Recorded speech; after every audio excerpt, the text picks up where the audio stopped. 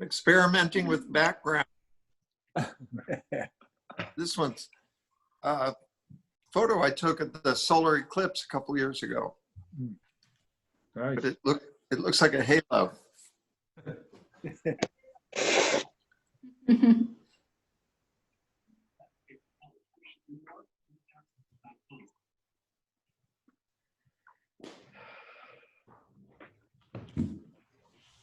Carl, how are you doing? Doing fine, thank you very much. Good. Going to get a little hydration before the meeting.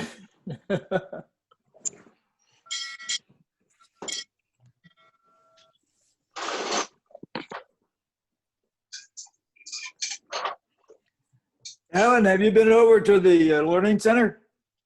I haven't, but I can go over there today. You didn't go sign checks or anything? I'm going over right after the meeting to sign the checks. I just wanted to. I haven't. I do need to go measure the laundry sink that John and I stuck in there, and Ann helped me. Because the drain fitting is a funny size, and I can't find one, so I have to order.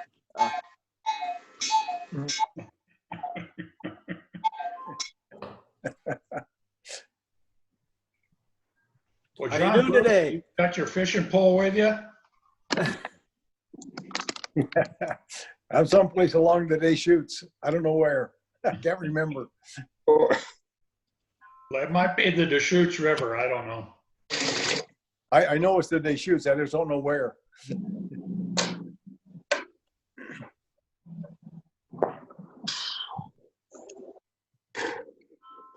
Well, Ann, I recognize you without your halo now.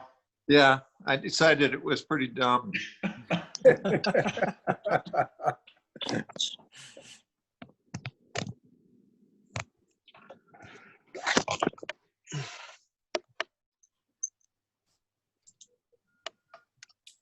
Well, Mike, it's good to see you here. Well, I'm sorry I'm late. I was working on an email and I looked down and it's already 12:01, so I apologize for that. We're starting a little slower anymore, simply so people can get hooked on a little. Some of us even had trouble last week. Well, it's just kind of the sign of the times. Kiwanis Standard Time might not be punctual.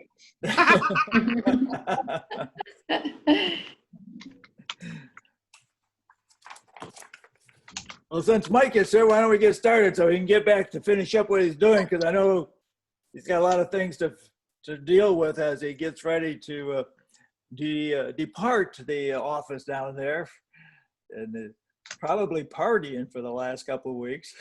Yeah, I've had a little bit of a conflict. I'm trying to get a little bit of hate while in the middle of all this. So here we go, huh? Good.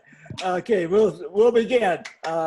We'll start with our flag salute, and Dave, could you put up the flag? Okay, 1 second.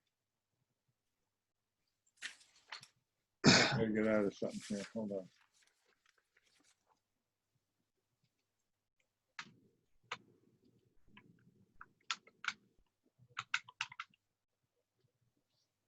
Okay.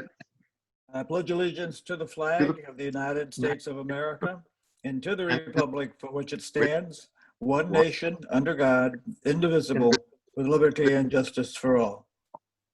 Thank you, Dave. Appreciate that. And I do have a prayer today. It's a Kiwanis prayer. Lord, we are thankful for this day that you have given us, for its blessings, its opportunities, its challenges. May we appreciate and use each day that comes to us. We pray for strength and guidance for each day as it comes, for each day's duties, for each day's problems. May we be challenged to give our best always, and may we be assured of your presence with us. Amen. All righty. Thanks, everybody, for being here. Again, it's one of those unusual experiences that seemingly are becoming more and more normal. And we'd like to introduce and to thank our guest, Mike McIntosh, Superintendent of the Redmond School District, for taking some time to speak with us today. So Mike, thank you for being here. Thanks for inviting me. Announcements.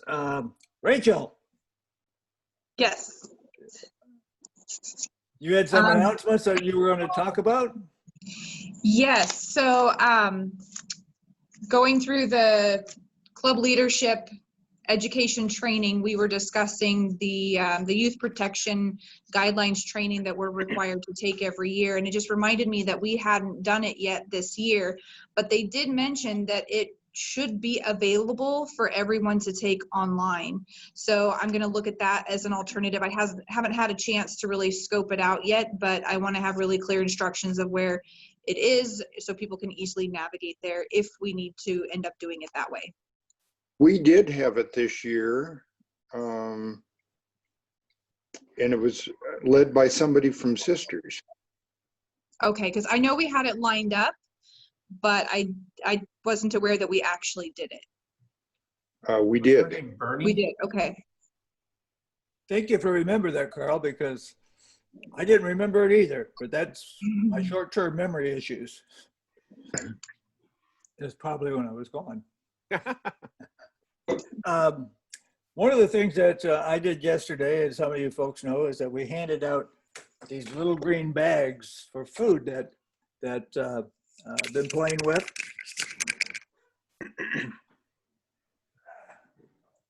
What I have right here. And I had several people stop by and pick them up, and several people took several of them. There may be others who would like to get the bags. If you would simply let me know either by email or whatever, and I will try to arrange to get a bag over to you. Now, I know several folks took several bags and gave to neighbors or other members who were not able to come yesterday when I was down at the park. Is there anybody here right now who would like a bag that you don't have to give me an email? I'll just jot it down now. Earl, Okay. let me add to your comments, if I may. Sure. Because after I picked up my bag from you yesterday, well, I took 2 bags because I walked down the street to Chuck Meyer's CPA office, and Chuck was willing to take a bag. Then I got a contact from him later that his office staff wanted a bag because they wanted to fill a bag too. And so I ended up going back today with my bag. So of course I'll need one, but the point I'm getting at, as I'm thinking out loud here, is if we have members that could not just take one for themselves, but for their office, maybe if they got a small office staff, they could work on filling a bag as well. Good. I've got John Duff, Ann Graham, Roland, and I'll take one, please. Did you want one, Penny? Yes. And who else had their hand up? Oh, Josh? And okay, Rich, gotcha. Now, I will contact you either by email as to where the best place is. I don't know if we can all come together at one place, or I'll take care of it, because I know a lot of you are working, and sometimes it's easier for me to just drop stuff off as I'm going to places. Like I'm going to John's right after this meeting to drop some off because I'm going someplace else. This is really great. I think this is a good idea. Just not because it's mine, but because I thought it's a good idea. So we'll continue to do that. And I have not heard from Randy yet, but I know that we're still looking at doing some highway cleanup. When and where, no, where will be at the north end of town, but when, I'm not sure. We'll just have to wait and see how that goes. Randy has a hard time getting into Zoom because somehow or another he has difficulty with that. Any other announcements? Any other announcements? Okay, good. And that brings us to the high point of the day, which is the joke. And I have one for you. Isn't that surprising? The joke is this. A guy comes into a bar and asks the barman to place 10 mugs with beer out on the counter. The bartender places the mugs and starts to fill them all up. The guy follows them and drinks them as quickly as he can. The bartender asks, "Why are you in such a hurry?" And he says, "Well, if you had the same problem I did, you would be in a hurry too." And he says, "Well, what's that problem?" "Well, somewhere I only have 70 cents. Okay, we'll keep trying. Okay, Mike, as our speaker last week said, we can only go up from here. So Mike, can you tell us about what not only going to go on at the school, but what you're going to do come July 1? Well, I think well, first of all, I appreciate Josh reaching out to me and letting me come and join you guys today. I'm a little disappointed in this virtual meeting environment. I used to attend all your meetings because of the food. And now these weird, I don't even get bacon and REA anymore. So anyway, I'm struggling with that. The chamber meetings are the same way. I had to go there, just eat their food. And so anyway, I'll eat my chips and drink my soda pop right here in the privacy of my home office. But I'm excited. I should start with this this countdown. I'll try and get it in front of my screen here. That's a little bit off limits. My secretary, Gina, does not appreciate that too much. I think she might actually miss me. I don't know who else will, but yeah, in the next 6 days, there's a lot of work to do. And so I think the transition to the new superintendent, his name is Sharan Klein, Dr. Sharan Klein. He's coming to us from Yamhill Carlton. He's been there 8 years already as a superintendent, so this isn't his first rodeo. He and I talk daily, virtually, and I'm excited about passing the torch. I think the district is going to be in good hands. You hope your legacy continues with the things we tried to accomplish on behalf of kids and families in our community, and I think that Sharan will continue that march. Besides the superintendent, obviously, you all know well the host of partners I have in this work and have had in this district. I've been home in the district now. This is the 23rd year. So there's a lot of great partners that we've established over the years, both on my staff and then as well as you all in the community. And I count you all as close compatriots in this work we do in educating kids. So I'm excited to wrap that up. Obviously, the COVID-19 has created an interesting ending to this school year. And I don't know how else it could have been any more wildly different. I mean, this is not anything anyone expected. We use it overuse the word extraordinary, unprecedented. All those words get overused, but certainly they fit as we described how we began educating kids beginning on March 13th, and then the final 3 months. I have to say some of the high points in that were graduation. We gave away over 400 diplomas, and I did them one at a time. And that was both tiresome, but it was very rewarding. And many of the comments, much of the feedback we got from families were, can we do this every year? There was a lot of gratitude for the effort that my team had put in the effort. And there were a lot of comments about how personal it became. The Redmond High School graduates got to hear a little story, a little blip read about each of them, where they're going to school, some of their accomplishments, their scholarships. We had one kid that we announced that he was going to go in the Navy. Dad pipes up from the front row in the auditorium. "You didn't tell me you're going to the Navy." And it was not the Navy, it was actually the Army. So we just asked the kid to walk back off stage for a second and start over. And so we did that. And that was just fun stuff as we had a little personal experience with every one of our graduates at both high schools. And so that was probably the highlight of the culmination of my year is getting to engage with those kids and families in a very personal and one-on-one fashion. The heartache around closing school virtually knows no bounds. And I have to say that the heartache about opening school in the fall under a new expectation also is going to be incredibly difficult. And so my team, Dave Burke, Linda Seberg, and all the supporting cast that many of you know well, are up to their eyeballs in planning for fall. Unfortunately, the rules keep changing on us. They tell us what we're doing, and then the governor makes a different announcement, or the ODE makes a different announcement, and the rules change slightly. So we're doing our best. What we know from our community and the response so far, we have a survey out right now as we speak. If you have parents in the room, hopefully you've gotten it. But we already had 2,000 responses. We put it up yesterday, and as of last night, over 2,000 people had weighed in.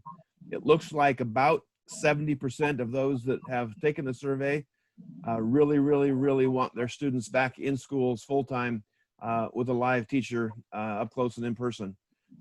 Most of them are really tired of the social distancing. Most of them do not want their children to wear face masks. So we're going to work our way through some of those expectations put onto us by the health authorities and the state. But we believe that certainly the vast majority, probably close to 75% when it's all said and done, will in fact have the opportunity to come back to school live and in person.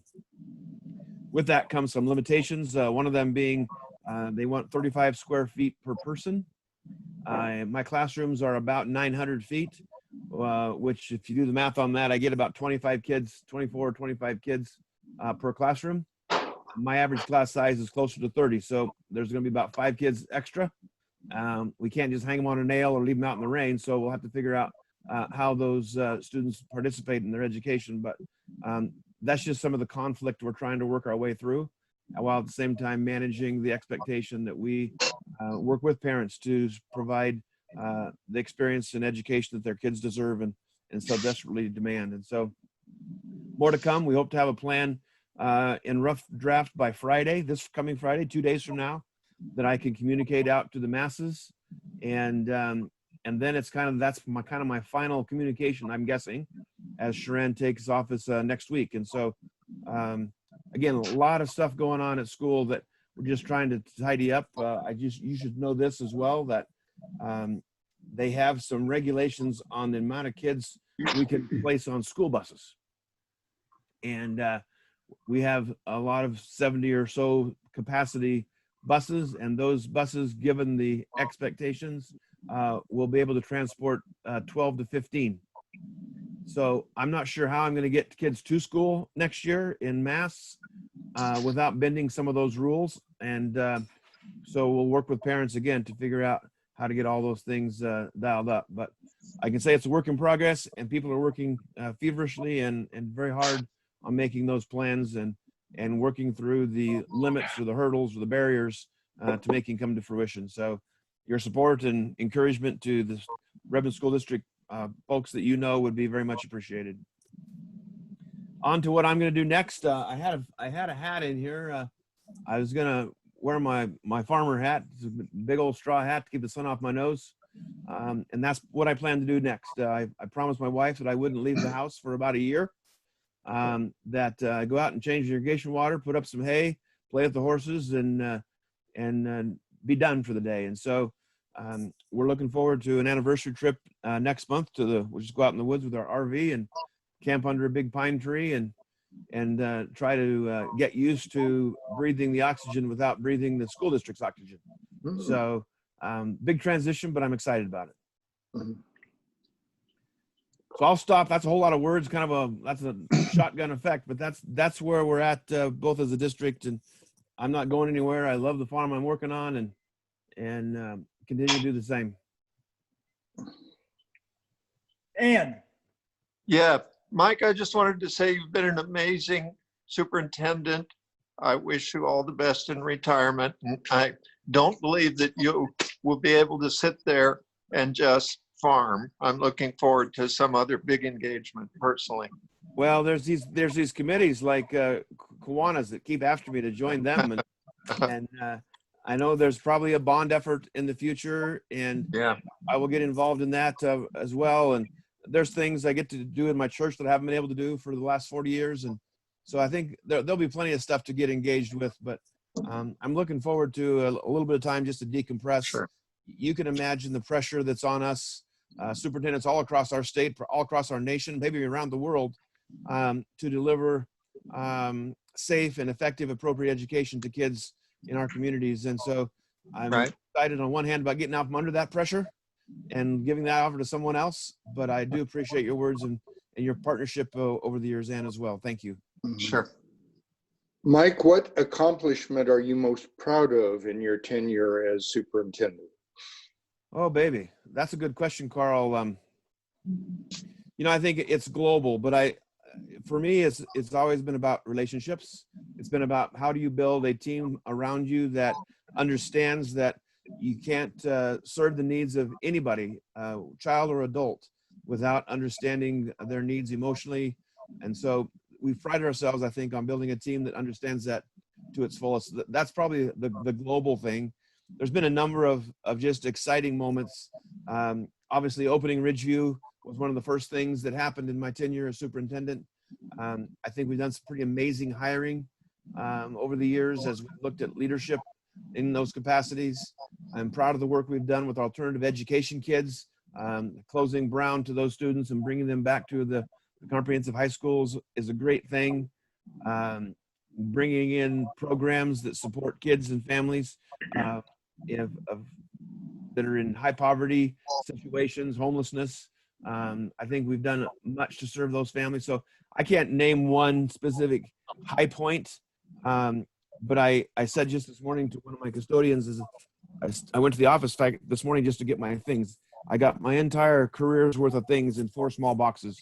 And that sounds weird on one hand, but it's okay on the other hand, because obviously the legacy that we build is not on the things we have, but the memories, the emotions, the support we have in place. And so that's probably what I would say is my biggest accomplishment, is that legacy of hope, that legacy of passion, the capacity to serve with all your heart and get her done. So I'd have to think about that one, Carl, to make a more specific answer, but that's the roundhouse answer anyway.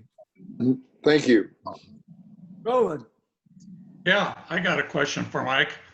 First of all, Mike, I want to thank you for your time as superintendent of the high schools. It's been nice having our club, having a chance to visit with you almost annually. Am I coming through okay? Doing great. Yeah, hear you fine. My question at this point is related to the coronavirus and some statistics we're starting to hear. The younger people, school-age kids, are less affected and less likely to get the coronavirus. The younger, the least likely. I don't know if it goes up through high school age, but so there's a group of that age spread. And then there's the faculties, older people, young, middle age and older. I'm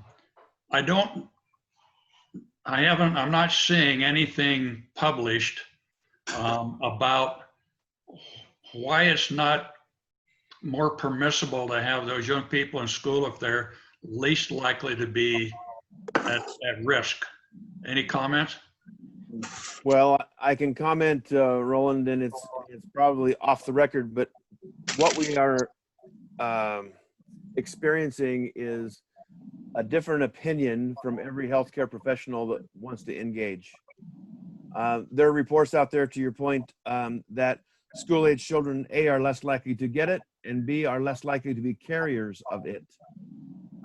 There are also people who I respect a great deal who say that COVID-19 is like nothing they've ever experienced, disease-wise. And so I don't know, frankly, who to believe on that. The same controversy exists around the effectiveness of masks. There are people who believe they are worthless, that whatever the virus is going to go through a cloth mask or a paper mask as rapidly as it goes through the air.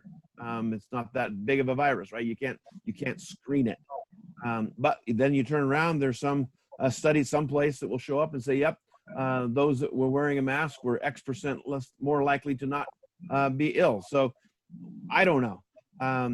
Our state and our governor's office and our Department of Education are, I think, working with some pretty skillful healthcare professionals who, on one hand, are being expected to say the party line, and others are expected to, this is a bunch of hogwash. And so sorting that out, I can't comment professionally or personally on the truth. I don't know the truth in some of that. I do know there's some interesting things around how hospitals are serving people. There's a word on the street that says if you have a person come to your hospital and they have coronavirus, the hospital gets a $40,000 check off the top.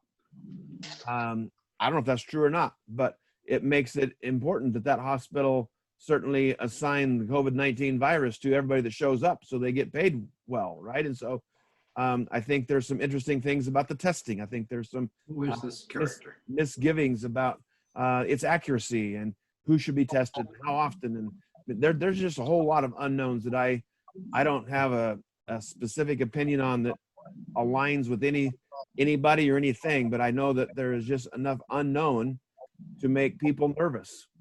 And so for that very reason, I think there will be some families who are not ready to send their kids out into the environment that has been created in the last 3 months.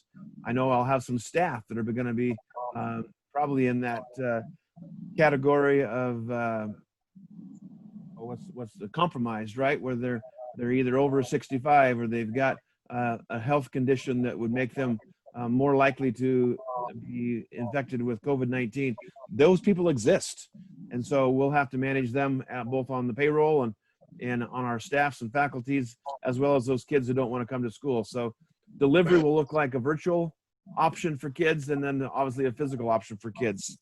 That's easier for students than it is for staff. I don't know how to deliver a physical. I know how to deliver a physical option for staff. Delivering a virtual option for staff in a meaningful way is much more difficult. So a lot of unknowns in that, but great question. But there is, again, a lot of different opinions and many of them very conflicting. Mike, if I might speak to that, to Roland's question, I think you're right, there's a lot of conflicting information, but I think the consensus at this point, we do know some things. We do know that kids can carry the virus. We know that they can silently transmit the virus. They're very secretive about whether or not they have the virus unless they happen to be one of those people who experienced the post-viral inflammatory disease, which is a very unique response to the virus, present in only a small number of kids. So I think the primary reason, to answer Roland's question, to keep kids out of school is that the kids particularly are not at great risk, but they are very definitely capable of transmitting the virus to their family and other people, and totally unknown.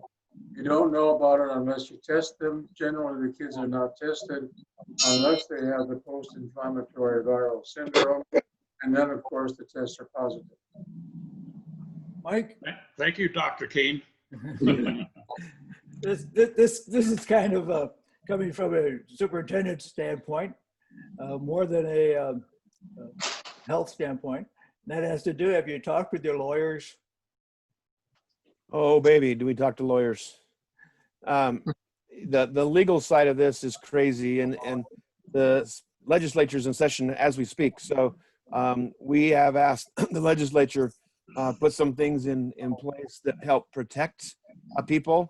I think that just on one hand, I'm expecting lawsuits to emerge around students contracting any disease at school and blaming the school for not having a cleanly enough environment, or that we skipped a step, or we bent the rules, we did something. And so we've asked legislature to create some safeguards that would help us share that liability. I mean, it used to be you send a kid to school, he might come home with a cold because the girl next to him had a cold, right? And we just accepted that, and you got over it. You sent your kid back to school when they were healthy.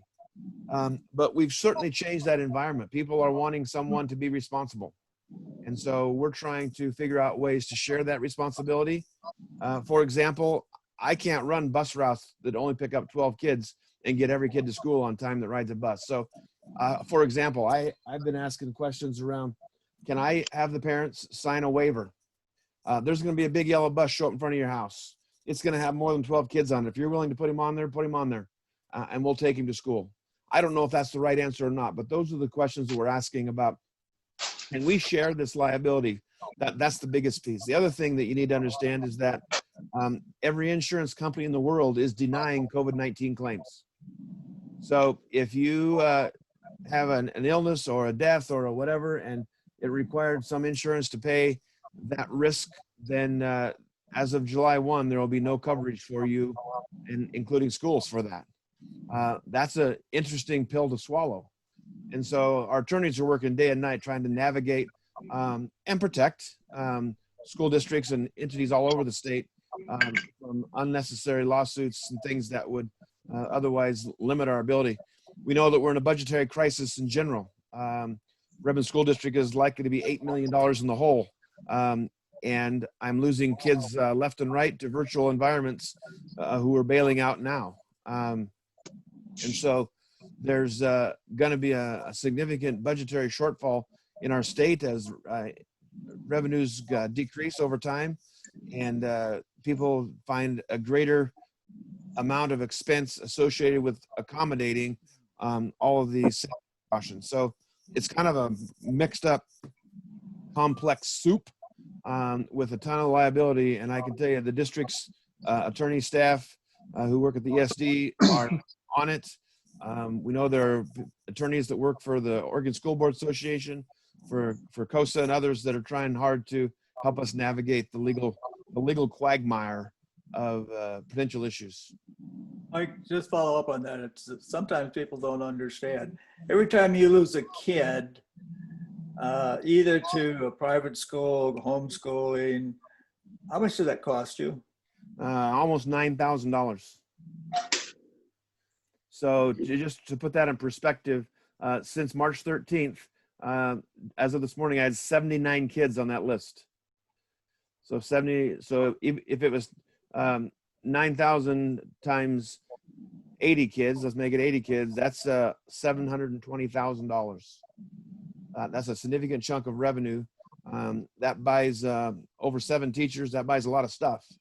And so just know that for every one of those kids that walks out my door and takes their money with them, it creates a cramp. And but the worst part of all of this is there's no way of knowing on June the 24th what August will look like. How many I will have, how many new ones will show up, how many will have gone someplace else by then.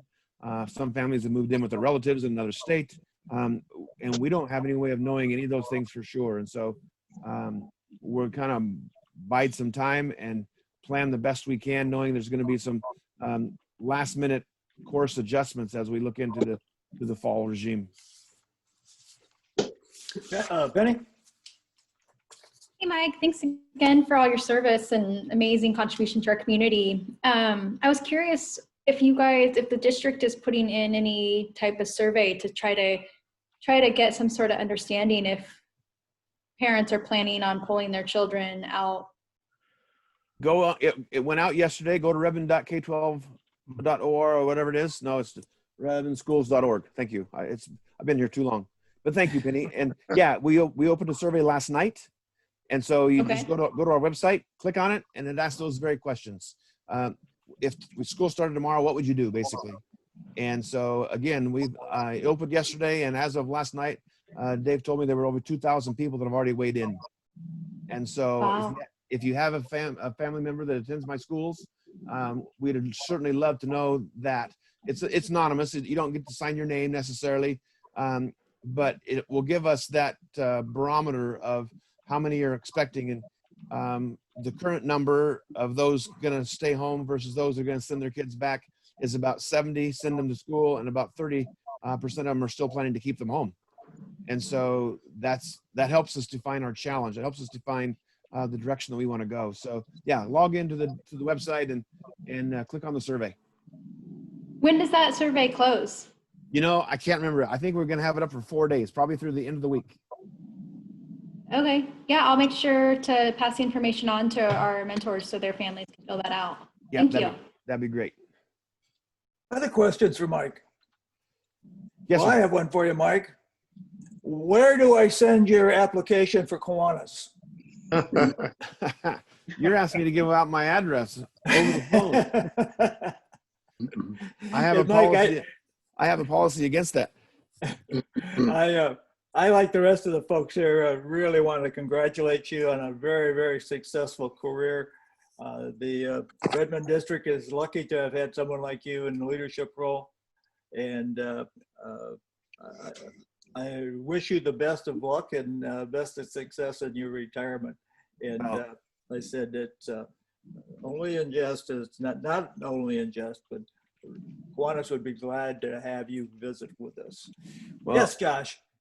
Mike, I have a question for you. It's a little bit into the future, and I don't even know if you can address this, but what do you see happening with the AD position moving forward once schools are fully reopened and sports are engaging and all that? So for those of you that are hanging out on this every limb, so Sam Platt has graciously accepted the role of the AD at Ridgeview, and Doug Taylor will be the AD at Redmond High School. And Kevin Bryant has agreed to work on a retainer, basically. I eliminated his position as the district AD, but I have a few $1,000s left for him to support that effort. And so I expect that to be front loaded when we start knowing about what fall sports really looks like and if we actually get to have them. But it didn't make any sense to me to retain Kevin full-time and the cost associated with that. And I've got two qualified, capable young men at both high schools to manage the daily affairs. And so I don't know what that looks like into the future. My presumption would be that ultimately, if sports and athletics, and it's not just sports and athletics, by the way, it's other activities from band and choir and drama, et cetera, who fall under that umbrella. As that becomes more normalized again into the future, it's conceivable that those AD positions will become full-time and not be part-time vice principal jobs. So that's my guess, is that it may be a year, 2 or 3 even from now, but those will become full-time AD slots, one at each high school. And that's just based on demand. Our athletic programs serve kids up and down the spectrum, and lots of them, we know it's a means to keep kids in school. It's a massive accountability system. The relationship those kids would have with coaches is like that, and too our CTE coaches and teachers. And so it's just important that those programs exist. And so we have no intention of cutting programs, but also there's just enough barriers in the way right now. I can't predict even what that looks like, but I think the ADs will have one per school at some point in time. Awesome. Thank you. Thank you. And I'll echo everybody else in saying thank you for your service. I have 2 kids in the district, and we've been thrilled. We've been very, very happy. And even I have a couple of friends that are educators, and they were very pleased with how you handled this whole COVID deal. And yeah, I mean, you've just done a very amazing job. So you will be sorely missed. Well, thank you. Thanks so much. And I think, and I say this almost every time I speak, Redmond School District is unique in its size. And I've got an amazing executive team. Tony Pupo, who's managing all the operations side, the craziness of how we're going to meet compliance on the physical plant side. Linda Seberg, who's managing the curriculum side.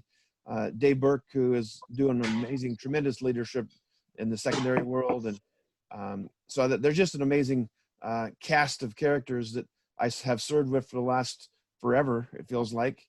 And that work continues. That most of them, in fact, none of them, to my knowledge, are going anywhere. So I expect a lot of that work that we've done together to continue. What's true about leadership in every respect, and I appreciate the commendation, Josh, that it's meaningful, because I do think Redmond is in a much, much better spot today than it was 8 years ago. And that's not just because of me, it's because of the people that I've surrounded myself with. And those people will continue that legacy. So I look forward to seeing the great things Redmond does in the future, and I'm not very far away. John? Hey, Mike, a couple kind of follow-up questions to what Josh asked about. First of all, with Kevin leaving, just wanted to also just put out there, he's been fantastic for the district. Kind of came in right at the right time, merging 2 high schools and dealing with the controversies that were, kids that were kind of competing against each other, doing some things. So he kind of cleaned that up. Feels kind of like the right time to transition back to individual ADs. But at the same time, Kevin brought a professionalism about himself in that position that I've never seen before. He's just fantastic. So we're going to miss him. Wanted to also ask you, about 3 weeks ago, Redmond High School and Ridgeview High Schools opened back up for kids to come in for workouts. And just wanted to get your take on that and how's it going. You know, my son's participating in that, and it seems to be very well run. Seems to be safe. But just kind of wanted to get your initial take from that. Well, two things. Let me start there. I think it's going incredibly well, and I appreciate the families who are. I use the word partnering, but the Duffs and others who are partnering to make it successful. Coaches and athletes alike have just been longing, just demanding gym time, weight room time, and so the ability to make that happen is great. It's a little bit controversial with the insurance thing. At one point we were told we had to wait till July 1, and then we got, nope, you can do, when June 12th and the kids left, you can start on the 14th. And so we said, okay, let's just get her done. So we started, and they are doing a tremendous job of sanitation. They clean things, they scrub things down, they make accommodations. Kids are doing the best they can to manage their social distancing. And so I think I would say I give it a thumbs up, or certainly an A grade. I think it's expandable to the extent that we have personnel to keep up with it. And so I think that'll continue over the summer. And as fall sports take shape, that obviously will demand a little different look for football if we get to have football, and for cross country is much easier, those kinds of things. But we're going to continue that march, providing access for our kids to our facilities in every way, shape, and form. Back to the Kevin Bryant thing. When Tony and I hired Kevin Bryant 3 years ago, you characterized it very well, John, in that we had grown into a district with our second high school that was just not competing, but conflicting. And Tony and I looked at each other and said, it's time for us to find a remedy for that. And so Tony's the guy I can give full credit to for finding Kevin Bryant, who, by the way, has written the book on how to be an AD. He's literally, and he brought in his ideas, his format. His belief is certainly the kids are citizens first, and athletes second. And he's done much to marry up their performance, their attitude with academics and athletics.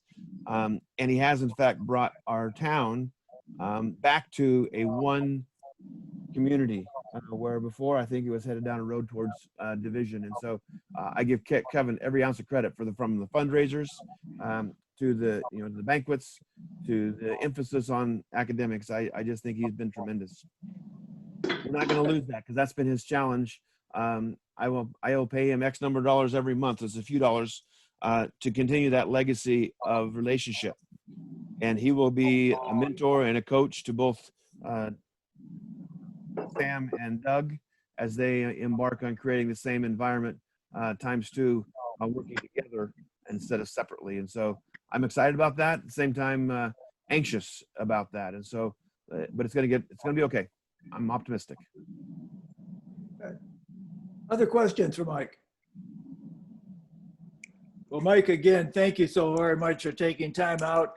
And I know that there'll be a zillion things that you're trying to do in your office to get ready to make the transition. And again, we wish you the best of luck. Well, thank you guys. And, if you guys ever get to meet in person and have food, invite me. Will do. Yeah.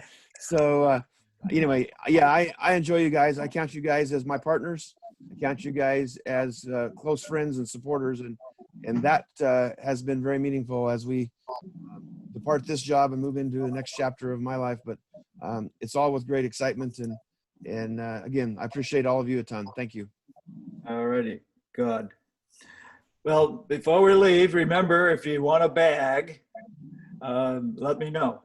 And I will try to get over to John. I'll try to stop by your office today and drop one off. Get a couple over to John Bruce. And I will be contacting the rest of you folks as to where and how I can best do that. But I got a thought for the day as we leave for this week. When I was young, I admired intelligent people. As I grew old, I admire kind people. Have a nice day.